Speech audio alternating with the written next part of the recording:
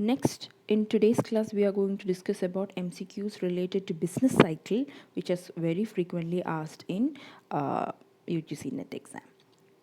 We'll start with the first question that which has appeared in 2012. Identify the correct sequence of occurrence of business cycle, which is first option is recovery, recession, expansion, depression, recovery, expansion, depression, recession, depression, expansion, recession, recovery, recovery, expansion, recession, and depression. So here we know this is what a business cycle looks like. It's up and down, right? There is a expansion happens, there is a peak, then there is a recession going down, then there is a trough, that is depression. Again, it will economy will pull itself, it will expand, it will reach the boom situation, that's peak, again it will recede. So this is a cyclical situation that they are talking about, trade cycle or business cycle. So the question here, we know that only thing you need, there is no concrete logic of starting it from recession or starting it from depression.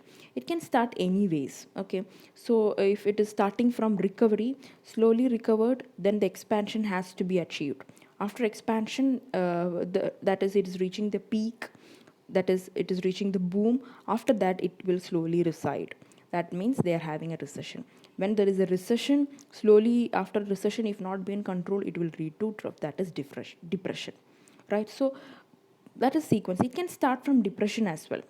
Okay, it can start from depression. Only thing is that depression should be, after depression it has to be a recovery, then an expansion, then again a recession and depression. See, the option 3, it is starting from depression, but after depression straight away it's going to expansion. After depression, it should be like slowly it should recover, and then it should reach expansion and then recession. So option 3 cannot be the answer.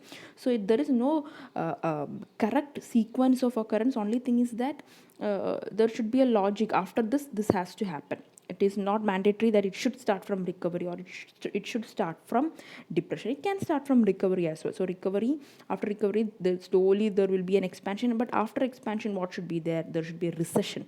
Slowly after recession only depression can happen. So option 2 also cannot be the answer.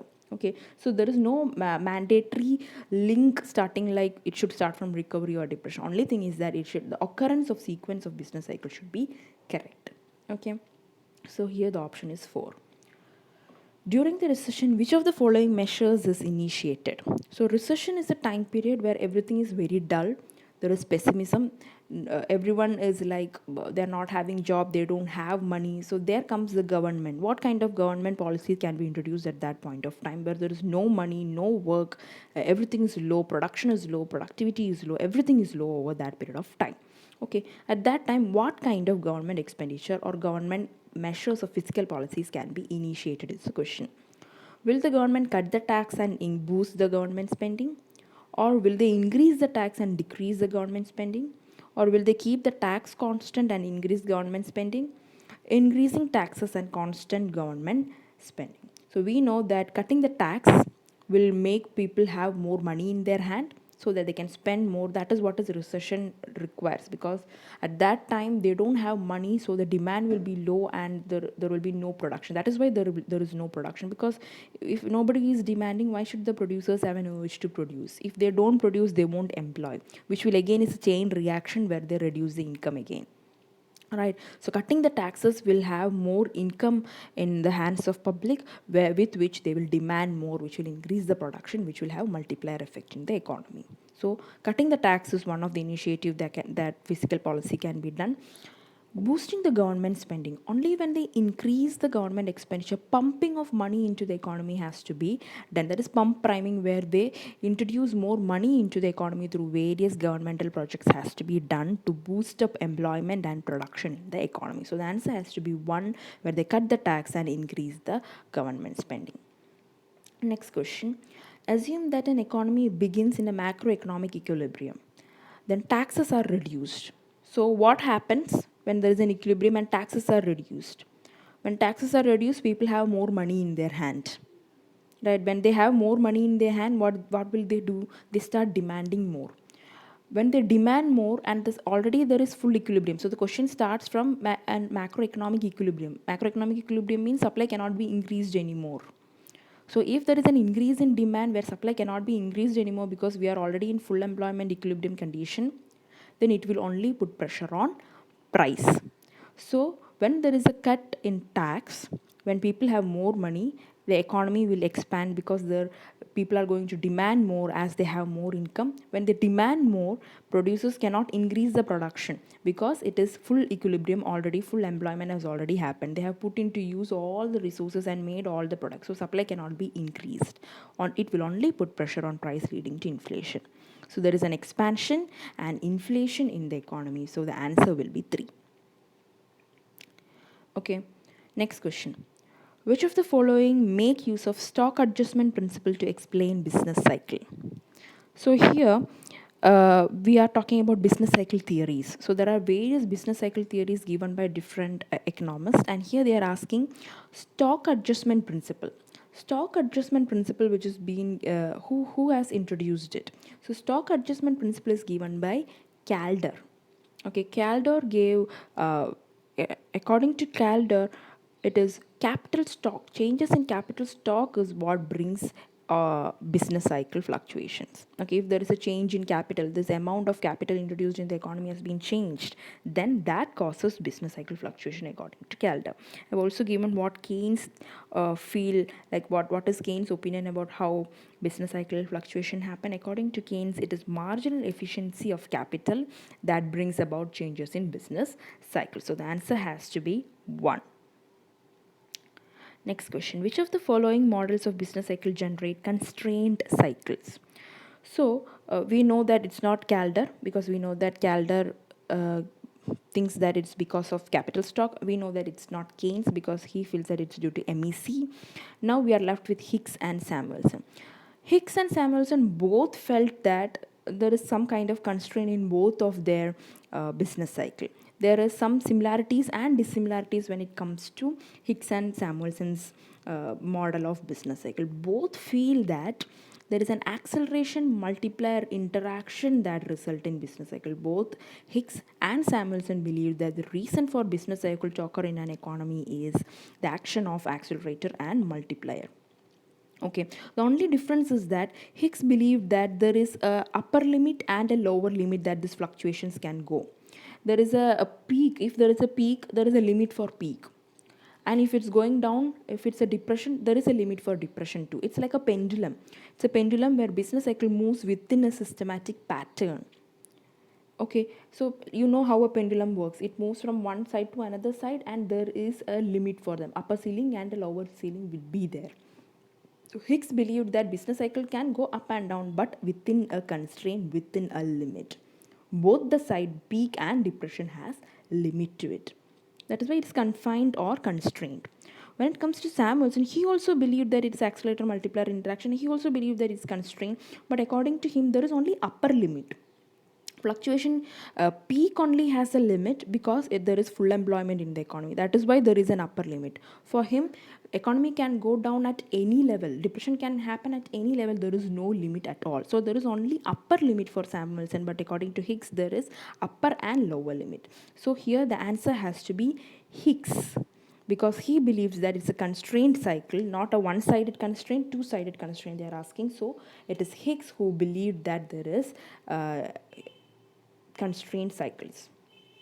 Next, for particular high value of MPC and accelerator coefficient, explosive non-acceleratory cycles will occur in model of business cycle propounded by. So this is a kind of indirect question where they have not directly given you the name of the model. They have just given you. We know that Calder is not the answer for sure. We know that because he believes in capital stock. We know that there are two people who are related to this when we are seeing, see, the question itself, high value of MPC. High value of MPC is related to multiplier. Okay, and accelerator coefficient. So they are asking about multiplier, accelerator coefficient. So which only two economists believe that interaction of accelerator and multiplier causes business cycle, that is Hicks and Samuelson. Next part of the question, explosive non-acceleratory cycle. It is explosive and it is non-acceleratory. We know that Hicks cycle, his business cycle is like constraint and it moves like a pendulum in an acceleratory pattern, systematic pattern. So it is definitely not Hicks, right? Here it is explosive non-acceleratory. That means it can go down to any level. It is explosive. It can go down to any level and it is not acceleratory. Non-acceleratory, which means that it can move to one side and another side in any manner. It's not systematic. So they are actually talking about Samuelson's business cycle model. So the answer is 1. Next question, which has appeared in 2019. When economy begins to recover from recession, unemployment rate rises because. So slowly when an economy recover, unemployment rate is also increasing. Why? At initial stage. After that it will reduce, but at initial stage unemployment rate is increasing. Reasons. Fall in demand for goods and services, so demand for workers fall. Workers who are previously discouraged about their chance of finding a job begins to look for job. Error in data collection. Firms do not immediately increase the number of workers they hire. They wait for market to recover completely. So here, let's start with the first option. Fall in demand of goods and services, so demand for workers fall. Okay, so when there is their recovery, this is a recovery phase. So people slowly are recovering. They have a bit of optimism in their economic activities. That means they are trying to catch up with the demand, which was not there at the period of depression or recession. So at the recovery, demand are slightly improving. Okay, so that one cannot be an option. Demand is catching up. Demand for goods and services are catching up, and demand for workers will also catch up later. Right? So one cannot be the option. Next, workers who were previously discouraged about their chances of finding a job begins to look for a job.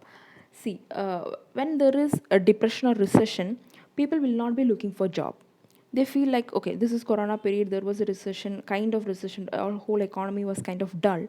They feel like, why should I passed out, especially the students who have passed out from their colleges. They feel that, it's waste to go and look for a job right now. I will not get a good package, so it's job. Already people who are employed are getting laid off. They are losing their job, so what is the point of me trying to get a job? So they are discouraged to find a job during recession.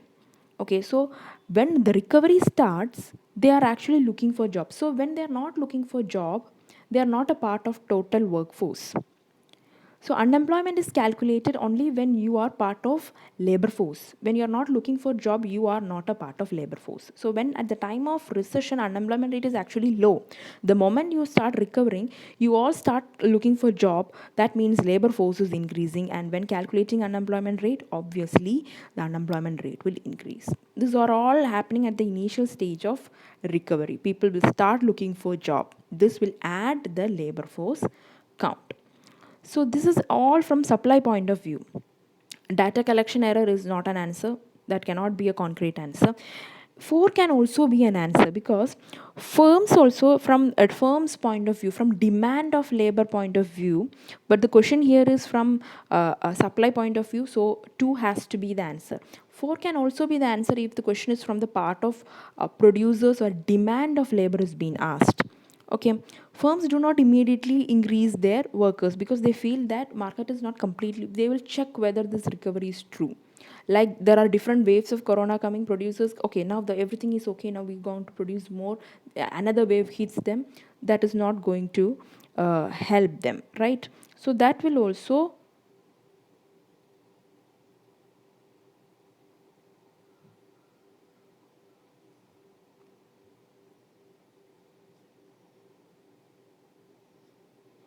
Yes. So continuing the session. Uh, it's 2018 question.